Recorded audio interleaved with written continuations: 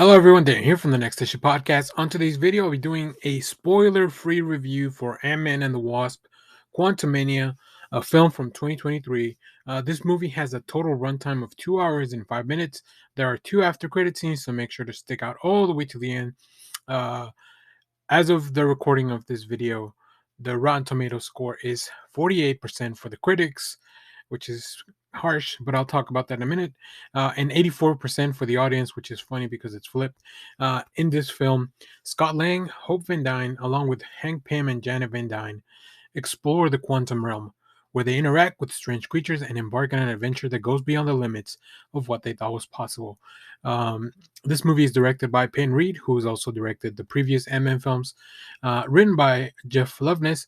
Go check out a short that we have recommending some of the stuff that Jeff Loveness has written, including some comic books.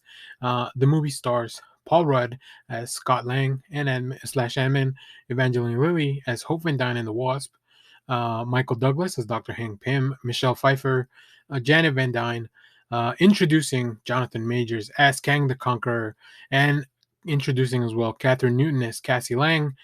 So Cassie has been recast from multiple times now, really. So let's address a few things first. Is this a good movie? I don't think it's a good movie per se, like what you would call a good movie, but I think it's entertaining. I saw online a lot of discourse between the critics don't like this film and disregard all that stuff.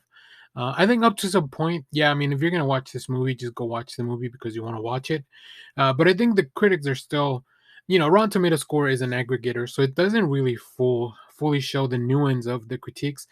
Prior to this, I read a few reviews just in preparation for this, and this is kind of why the video is a little bit late.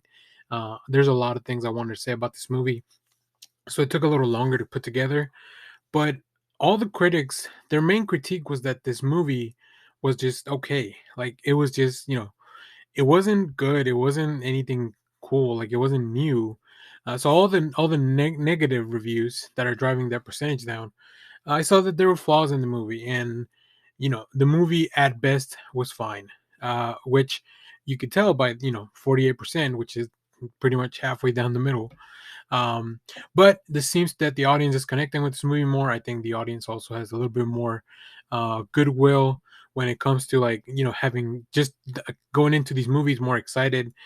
So I think that's kind of the nuance there. So I just kind of wanted to open up with that. That being said, I myself have some qualms with the film, but let's get into the review. So, Ant-Man and the Wasp: Quantumania is a fun and entertaining addition to the Marvel Cinematic Universe with a lot of laughs, an engaging yet maybe sometimes confusing and convoluted story. The film really continues the formula set by previous Ant-Man movies, delivering a mix of action, humor, sci-fi elements, which I think they're really pumped up to the extreme on this one, that really make the movie enjoyable to watch and entertaining. Um, the pacing of the film was overall pretty good. There's a part to me that feels like maybe it's something that was in there to expand the runtime a little bit. So maybe it could have been a little bit more conservative and maybe extracting that sequence, because in the end it doesn't really pay off, in my opinion. But we'll get into more of that stuff when I do a full spoiler review. One of the highlights of the film, I will say, was Jonathan Majors. His performance as Kang the Conqueror, the film's primary antagonist, is outstanding. He brings an imposing and menacing presence to the role, elevating the character beyond the simple villainous caricature.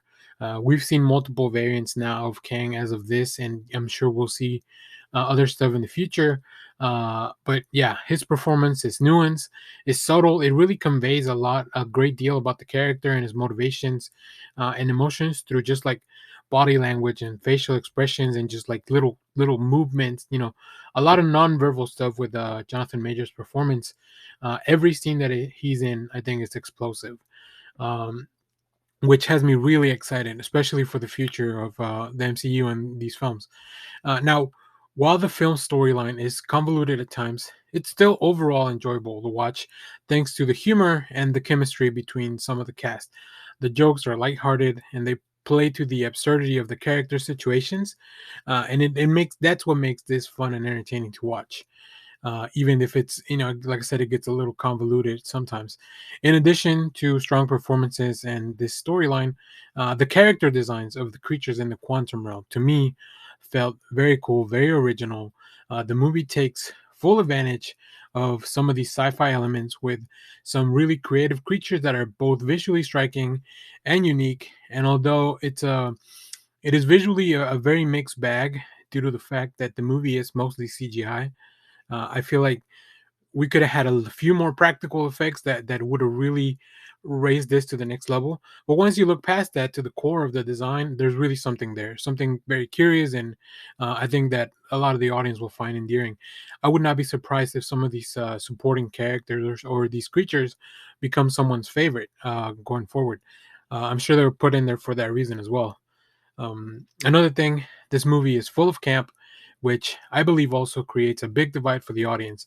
So if you like silly moments, you will definitely get plenty in this movie.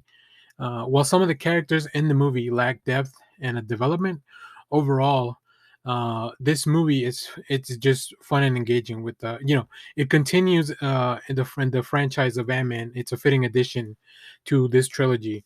I will say one of the flaws of Ant-Man and the Wasp is that some of the characters really feel one-dimensional. They lack depth. There's not a lot of depth in some of these characters. While the film's primary antagonist Kang is really fleshed out and a standout character with a well developed presence, and many other characters in the film, they don't receive that level of attention, so they tend to fall a bit flat. You don't really understand their full motivations.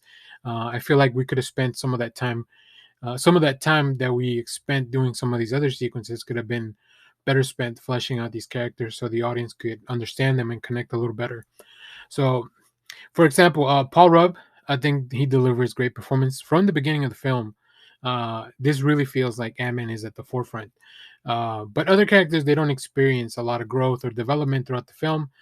They feel somewhat stagnant and unchanged, or maybe even going against type from what had been in previous films. Um, it can be a little disappointing for viewers who are invested in their stories. But then also seeing performances from really cool actors like Michelle Pfeiffer, uh, just doing all this weird stuff, and in Quantumania, and Michael Douglas just like really going for the ride. I think that really adds to the film, which is the part that really makes it entertaining. Overall, the lack of character development can make it challenging for some viewers to fully invest in these characters and feel a strong connection to the film. However, I think that's really offset sometimes by the humor, the action, some of the visual elements, and make it a little bit more enjoyable to watch despite the other shortcomings. So, also the audience that I watched this with, I feel like we all had a good time.